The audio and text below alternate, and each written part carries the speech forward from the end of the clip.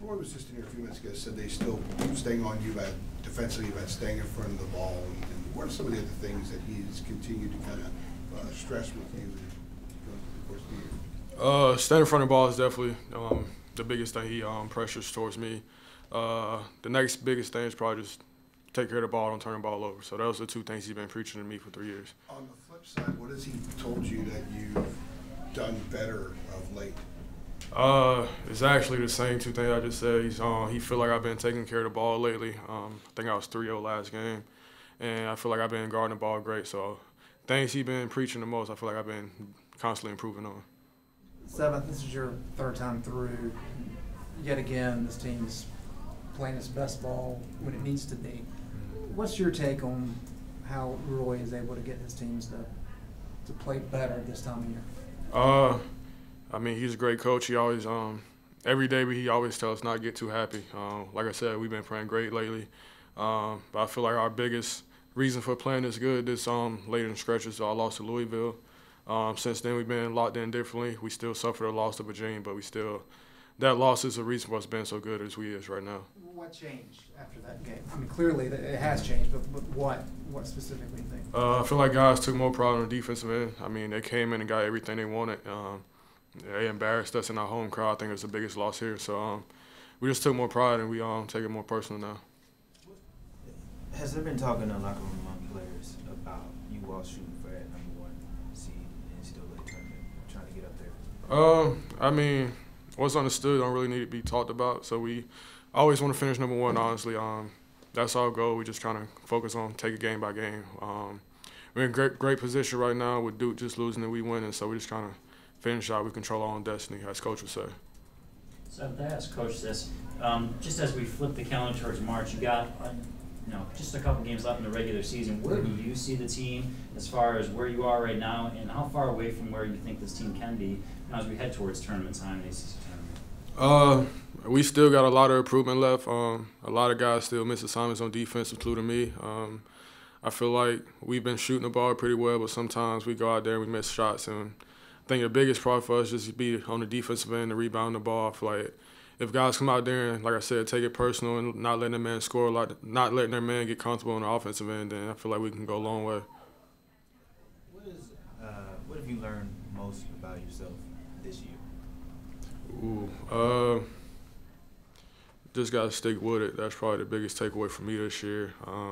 Had a rough stretch of games where I didn't play well at all and just continue to bounce back, face adversity.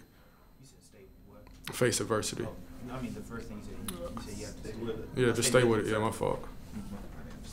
As a point guard, when you watch Kobe out there, what are some of the things that he's doing a lot better now that maybe average fans might not fully understand? I feel like he's molding himself into a point guard rather than a scoring guard. I feel like a lot of guys just see him put the ball in the basket, but I don't think they see him like distribute for other teammates, and just he's becoming a leader slowly but surely. How have you played a role in kind of helping him understand how coach articulates the demands on a point guard that might be unique from other situations guys might be in playing the point, because you kind of went through the same thing yourself? Yeah, we've been rooming a lot together on the road, so we definitely talk about it. I just tell him the biggest advice I have for him is you're going to make mistakes. He tends to get down on himself. But I always tell him just look at me on the bench, and I'll try to give him as much confidence as I can. Just tell him things going to happen, mistakes going to happen as part of the game. Just play through it.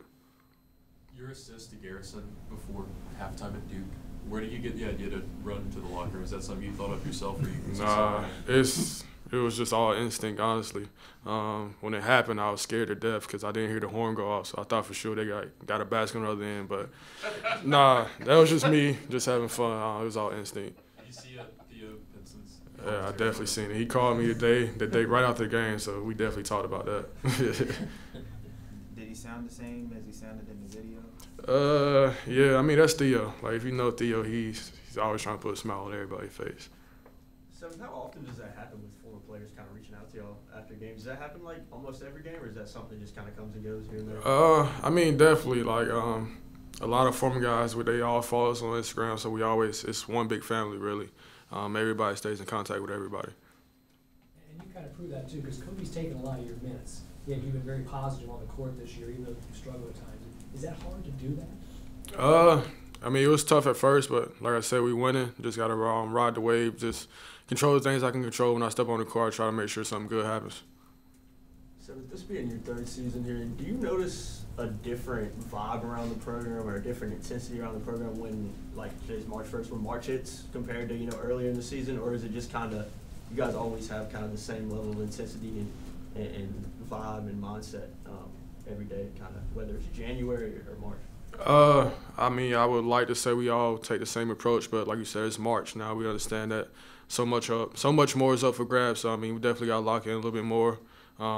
Just try to be perfect with everything we do from here on out. I know that the 17 team that you won were really good. They had a lot of returning players. Yeah.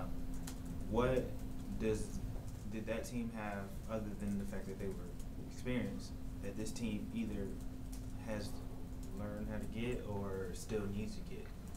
I'll say from being on the 17 team, they had a different type of edge to them just because they lost the year before, so they already knew what they needed to do to get back, and they knew they had a goal set from the time they lost to the time we won. So I would say the difference from that team is just the thing we're trying to take away from that team is just get a competitive edge, and we got to go out there and try to compete. Like I said, we had the same goals from the 17 team. We just got to make it happen. Do you think that Louisville loss gave you guys sort of that competitive edge? Yeah. In a similar way? Yeah, most definitely. Like I said, we was embarrassed after that. Coaches and players, pretty much everybody is a fan. So we made it our goal to make sure nothing like that else happens again. So we're definitely more competitive now. Are there any similarities with this team with the one 2 years ago? Maybe the defensive trajectory or some other things? Yeah, I feel like we're definitely coming together on the defense, man. Like I say, the 17 team, we didn't really become a great defensive team until around this time. And I feel like we're making a pull for the top, being the best defensive team right now. So we're just trying to keep building on it. What's the deal with that, with the Louisville loss? I mean, I think we just went out there kind of nonchalantly. I think we had 2 wins on the road before then, and we just kind of went through the motions the couple of days before practice, didn't prepare well, and just came out and got embarrassed. Why do you think it takes until now to buy in defensively? I mean, I wouldn't say that we didn't buy in earlier. It's just, like I said, much more is up for grabs, and like you said, it's March. It's net cutting time. We're just trying to get things done. How tiring is it this time of the year too? I mean, everybody's looking for rest as well, but you really can't rest because there's so much out there to be accomplished. I mean, this is what we signed up for.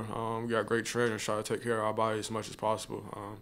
So that can't be an excuse for anybody this time now. We got a little bit over a month to go, so we just got to push through it. Seventh, is there anyone in particular who has impressed you the most since that Louisville loss? I would say probably Nas. He's coming through big for us lately. He's been way more aggressive. I feel like everything's slowing down for him at the right time. So I feel like he's been impressive lately.